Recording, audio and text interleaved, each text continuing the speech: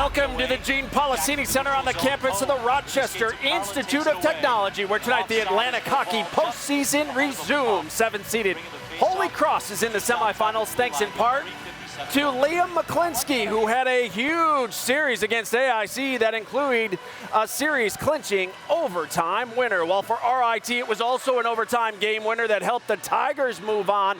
JoJo Casero's power play goal helped RIT complete the sweep of Mercyhurst and advance to the AHA semis for the second consecutive season. Good evening, I'm Kevin Roach, and welcome to RIT Hockey Pre-Game Live. Well, it certainly wasn't easy for the Tigers or Crusaders, but both survived and advanced. RIT narrowly escaped with a Game 1 victory last Friday against Mercyhurst, and they got all they could handle from the Lakers in Game 2 last Saturday night. Less than 5 minutes in, Mercyhurst's first shot on net from Cade Townend is off Tommy Scarfoni's glove, and Mickey Burns is there to put it in. It was 1-0 Lakers. Tigers got some big-time contributions from those you might not expect in the quarterfinals, including Xavier Lapointe, who sneaks one by Tyler Harmon, his first collegiate goal. That would tie us up at 1. Just under 8 minutes to go in the opening period. Andrew Petrucci turning it over in the neutral zone, and Eric Esposito making him pay as he's going to beat Tommy Scarfoni with the backhander. His 17th of the season. Lakers back in front 2-1 after 1. Second period, RIT with another giveaway coming up, and Mercyhurst is going to make it a 2-goal lead thanks to Marco Reifenberger right there, 6th on the year. Tigers trailing by 2 for the first time in the series after a Mercyhurst penalty. Tigers on the power play, and they got going thanks to the freshman Simon Isabel, delivering his 6th of the season right here on the power play. Tigers' first power play goal of the series to that point. Tigers down 1, but with some momentum. We head to the third. RIT gets this one even. JoJo Casero skating around the net and then finding Cody Laskowski, who's crashing down and finishes with the one-timer. His 12th of the year. It was 3-3. We'd go to overtime where our Gene Battaglia had the call. What a pass. Into Bacana. The shot. Save. Rebound.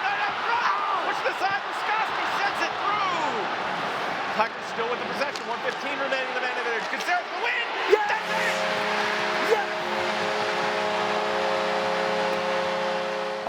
The Tigers sweeping the series in dramatic fashion, winning 4-3 in overtime. Afterwards, we caught up with the Game 2 hero.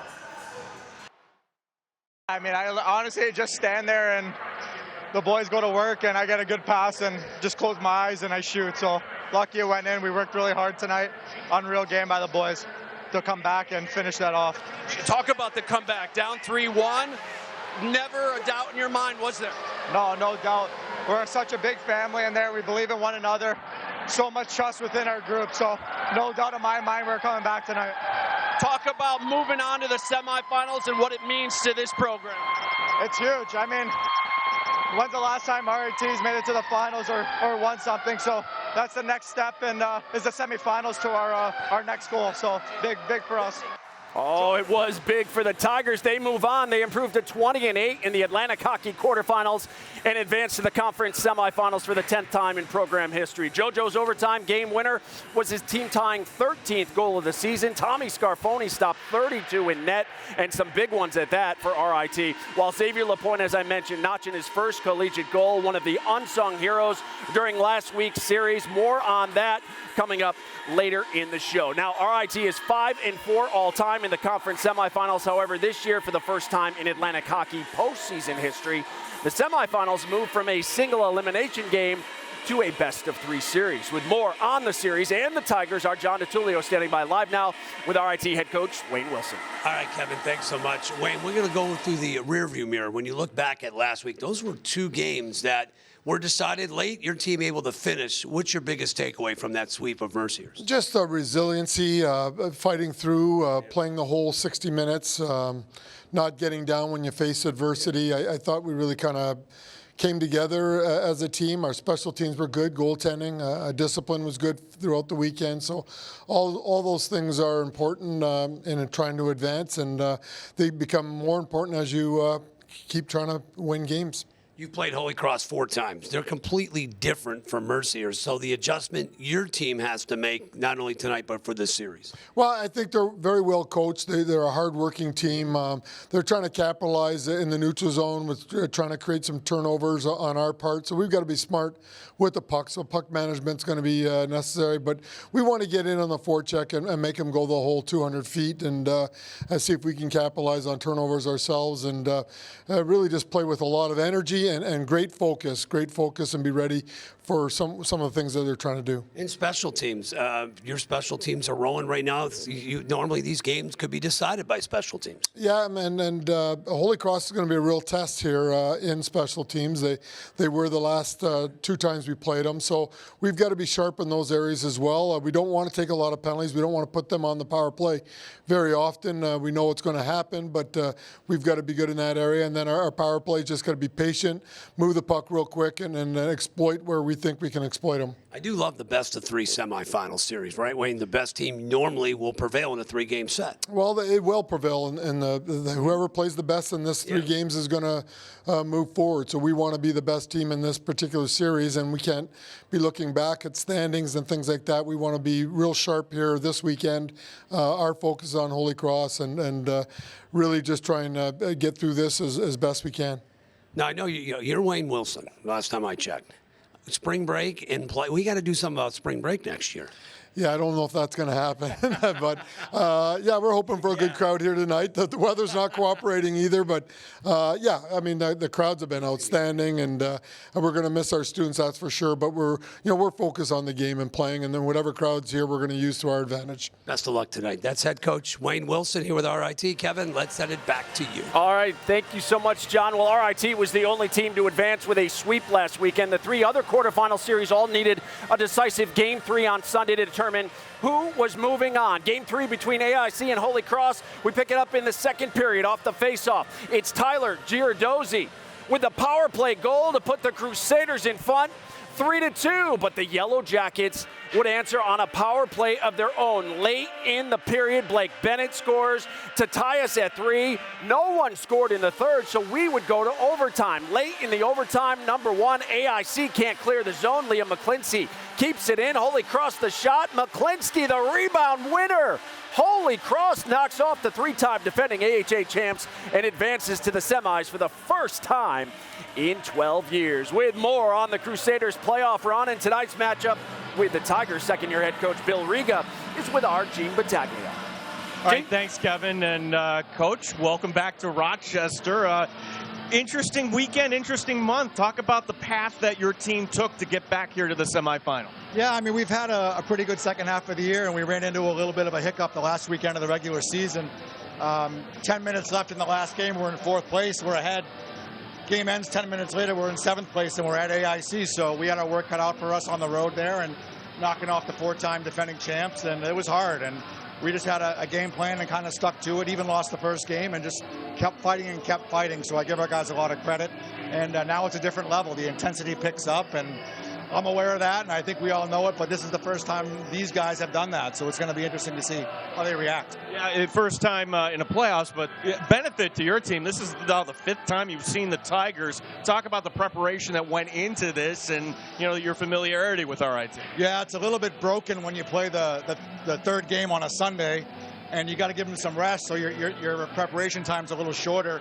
But it's good that we'd seen them 4 times, and we know their top line and their top 2D are explosive, and we have to take away that offense from the back end. And their special teams are either 1st or 2nd in the league and everything. So staying out of the box and finding a way to keep their top guys off the board's key. And then we have to deal with their goaltender, who's had great numbers all year too. So they deserve to be the first place team. They've been there start to finish, and we know we're going to have our work cut out for us. You got a goaltender that's a real gamer, and certainly Grandi. What has he brought to your program? How was he able to take over that position? We've had times during the whole year where each guy's had a go at it, but he's a 3-year veteran, and he's got experience, and he's been in the playoffs before, so he brings a calm to it a little bit. rather than being the first time through it. So we've been able to rely on him. He was actually out for a month before the playoffs, so we missed him a little bit. But it's good to have him back in there last weekend. Well, I know you got to go talk to you guys. One last one real quick. We like you because your wife is from Rochester, so we're kind of torn here tonight. How many fans do you have in the stands here I tonight? think I have 16 tonight. So my wife drove up. She's from Penfield, went to Penfield High, and my kids are here and all my in-laws. So they love it when we come here.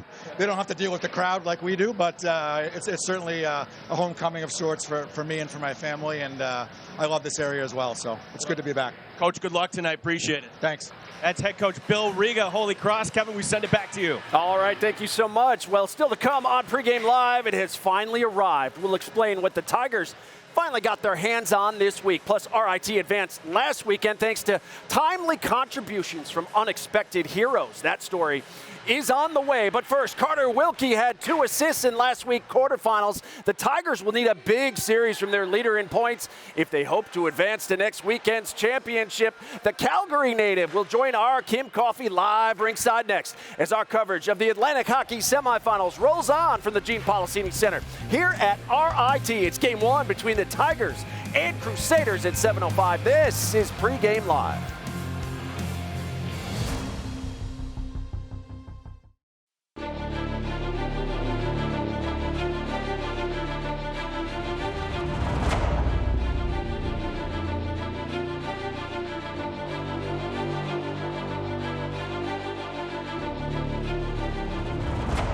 Isabel, shot scored!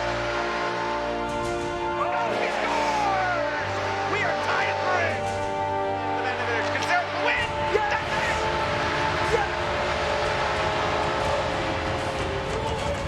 Oh, it's on to the next chapter for the Tigers here in the postseason as Holy Cross is in town. It is the start of spring break for RIT, even though you wouldn't know it outside. But the students, they've chosen Rochester as their break destination, or maybe most of them. They're sticking around for this series. They have scooped up all the allotted free tickets, once again, courtesy of the RIT Athletic Department. Hey, for the second straight year, the number 1, 4, 6, and 7 seeds have advanced to the Atlantic Hockey semifinals. The other series is underway as we speak. 6-seeded Niagara taking on longtime rival and 4th-seeded Canisius at the Harbor Center. The Purple Eagles score on the power play. They have a 1-0 lead after 1. These two teams split their only 2 meetings during the regular season. Well, both the Tigers and Crusaders are off the ice as warm-ups have concluded. Ringside is where we find our Kim Coffey, who's standing by live now with the Tigers' top point getter so far this season. Kimmy? Carter, you guys were the only Atlantic hockey team to sweep your series last weekend. You're coming off a tough battle, but so is Holy Cross and AIC. How much do you think that having that extra day helped you guys prepare? It allowed us to have, come in and have a full week of practice just like we usually would. So it's kind of nice having that as well. And then that Sunday rest day was really nice. And then we had a full Monday through Thursday week, and now we're here again. You guys are very familiar with Holy Cross. You played them 4 times in the regular season, winning 3 out of the 4. Is there anything different you're prepared to see from them in a playoff situation? They're just going to be better. Everyone dials in their system a little more. They're going to hold the blue line really well, so we got to chip it behind them. And I think we're ready to kind of play that type of style, and we're ready to get after them tonight. How much does having a home ice advantage help in that situation? Well, if you listen, you can't really hear the broadcaster sometimes, and neither can we, but that's definitely an advantage, and it's always nice having to travel, stay at home, so it's really good staying here. Carter, good luck tonight, and we'll see you guys soon. Thank you, appreciate it. Kevin? All right, Kim, thank you. Well, in the net for RIT tonight will be Tommy Scarfoni. The sophomore netminder stopped 32 in last Saturday's Game 2. It was the Montreal native's 13th 30-plus save performance of the year. Another reason the Tigers moved on. Scarfoni now 21-9-1 on the season. For Holy Cross head coach Bill Riga talked about it. He's going to stick with number 30, Jason Grande. The Tigers saw him back in January when they split 2 games up in Worcester. Coach Riga told our Gene Battaglia earlier this week that Grande's stats don't necessarily stand out, but the only stat that matters is that he finds a way to win. Well, in the postseason, we know anything can happen. In order to advance, sometimes you need more than just your stars to shine. That was the case for RIT in the quarterfinal round as the Tigers got timely contributions from some unlikely heroes. The shot, rebound, push the side, Wisconsin. JoJo's overtime power play blast was the series clincher. Win. That's it. But without contributions from some unsung heroes, the Tigers may not have advanced. We've had a mix of reasons why we've won hockey games, from goaltending to power play to penalty kill to freshmen to clutch players. So it's been good that way for our team. Freshman Adam Jeffrey has worked his way into the lineup after recovering from an Achilles injury. Jeffrey recorded his first 2 collegiate goals in Game 1 of the quarterfinals, including the game winner. He's been all over the ice tonight. It couldn't come at a better time. Yeah, I mean, it's an unreal feeling, you know, just to be able to score those goals, but it was an even better feeling to get the win. That was huge, and then to do it again on Saturday was just the cherry on top. It made it an overall great weekend for not just me, but the team as well. How gratifying is it to go through all of that, coming back from injury, to finally be rewarded? It's very satisfying. It's, you know, a long process like I described, and it takes a while just to get back to 100%, but to finally, you know, be back and be playing is just, it doesn't get much better than that. As the backhand down to the near side, point, fire! Oh, scores! Freshman defenseman Xavier Lapointe also scored his first collegiate goal in Game 2 of the series. It was an unreal feeling. I mean, you don't really get that idea in your head when you score, but after when actually it sunk in, it was amazing to finally contribute to the team and see the team's success.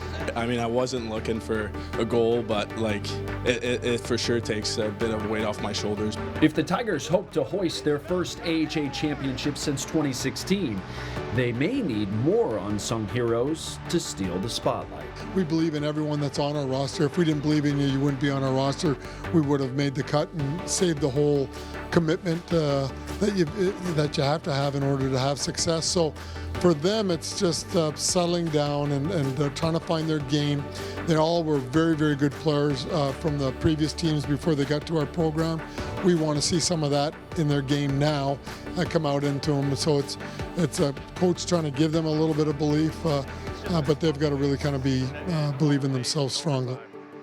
Yeah, with those top lines getting so much more attention now here in the playoffs, those unlikely contributions are going to be needed to move on to next week's AHA championship game for the Tigers. Meanwhile, before heading to the Sunshine State for spring break games next week, the RIT women's lacrosse team attempted to play John Carroll this afternoon.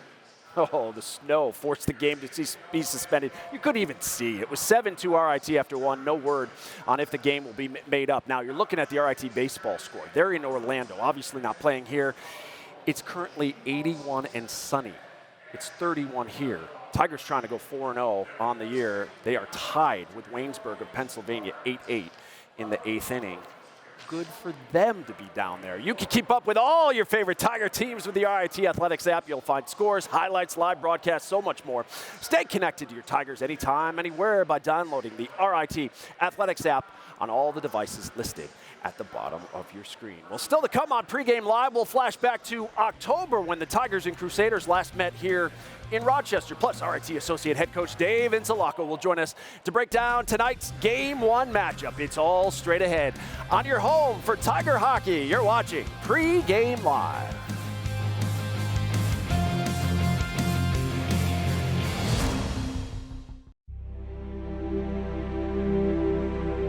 Carter Wilkie, back up top this goes. Andrew, shot, save, there it rebound, it's in! Official right there, the light goes on, and the Tigers on the power play have tied it at 1.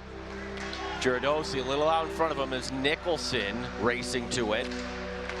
Stick save, and somehow gets in! Banging away at it, that is going to be Girodosi. It's 2-1, the College of the Holy Cross. Laskoski, as that goes now to the far side. Off a skate, Laskoski pushing it in front. Oh, yes! Beautiful goal! Cody Laskoski on the feed from Walker. The Tigers are tied it at 2. Boy, it's one of those freak things. The puck, they're trying to advance it. It goes off one of their own players' skates. Holy Cross, what a pass from Kobe Walker. Yeah. Holy Cross looks like they're just going to clear the puck. This looks like an easy clear, does it? It goes off, or look like it went off the skate of the Tigers, of Isabel. Walker with eyes behind. Oh, wow. My gosh. Oh, and how does Spence not knock that down? Simon Isabel coming up with Isabel. Isabel sending it over for the win. There it is! The Tigers win it in overtime.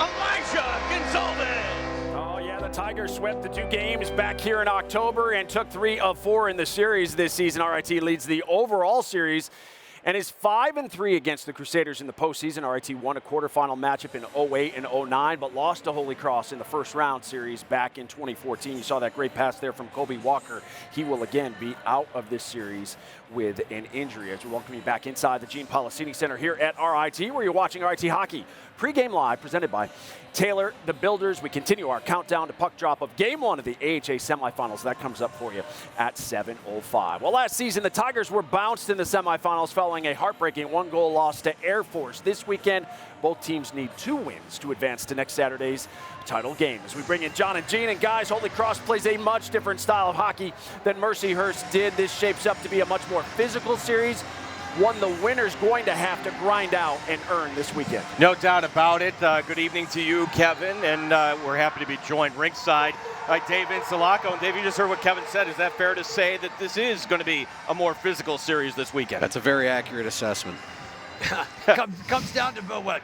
Will versus skill, being very disciplined, Dave? That's going to be part of it, and we're going to have to be smart with our puck management, and we're going to have to do a good job of placing pucks and getting in on the forecheck and playing heavy down below the goal line. And we got to be opportunistic. We have to, create scoring chances by owning the puck in the O-zone and wearing them down. It wasn't that much of a problem last weekend, but penalties have been an issue for the Tigers. Is this a Holy Cross team with their power play that you have to be concerned with? Most definitely. I think they have a very good power play. Both units are very good. They pose some different looks, and we're going to have our work cut out for us. Well, you're rolling right now, Dave. It feels like it's your time, but what do you guys got to do tonight then, other than what you just mentioned, against a very, very physical team? We have to worry about ourselves. We got to stick to playing to our identity and what makes us successful, and that's playing fast and physical and owning the puck in the O-zone. Dave, appreciate your time. Go get him tonight. Thank you. Dave Insulaco, the associate head coach here at RIT. John, semifinal, best of 3. Our players to watch tonight. A lot of skill. We're going with both number 10s. Liam McClinsky, he is one of the top gunners in Atlantic hockey. You want to say have a weekend? He had one last week versus AIC. He had 5 goals over the 3 games. The game winners in both games, 2 and 3. Keep your eye on number 10. He was a scoring machine last week for Holy Cross, no question. Yeah, and for the Tigers, they have a really good number 10 too. When Casero got it, didn't you know the Tigers were going to win last weekend in overtime? He's had one of those years. He's had a magical year, tied for first among the nation's defensemen with 12 goals. He had 1 goal and 2 assists, of course, the game winner in overtime. He has been dynamic when RIT's on the power play. He likes to set up on the right side. He has a nasty shot. Keep your eye on number 10. Great 2-way player. Yeah, as Kevin, we are getting excited here, and we are ready for our hockey. The intro's coming up here in a little bit. Semifinals, what more could you ask for? We've waited for this. It is here, guys. Looking forward to your call at the top of the hour. When we return on Pregame Live, they clinched it a few weeks ago, and now they finally have something to show for it. That is next. You're watching Pregame Live.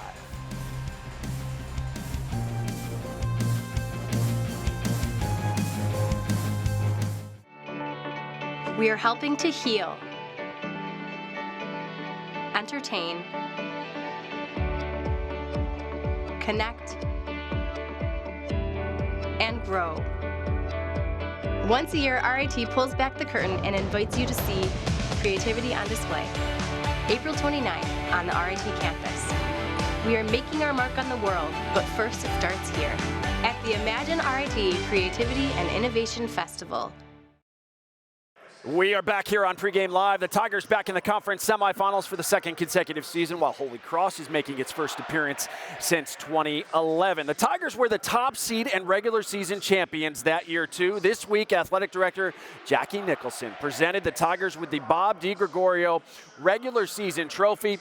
for this season. We take a look at it in the locker room. They were presented with the trophy. They've won it now 5 times in league history. Their trophy has arrived and will be displayed here at the Policini Center. They're hoping to get another one in a couple weeks. No matter what happens tonight, we will be back with you tomorrow night for Game 2 of this best-of-3 series. Our coverage begins 6:30 with Pregame Live, followed by Face-Off at 7:05 right here on Flow Hockey. And, of course, if you're in the area, tickets available at the Policini Center box office or RITtickets.com. Well, that'll do it for Pregame Live. John and Gene are next with Game 1 of the Atlantic Hockey semifinals. RIT Holy Cross begins right now.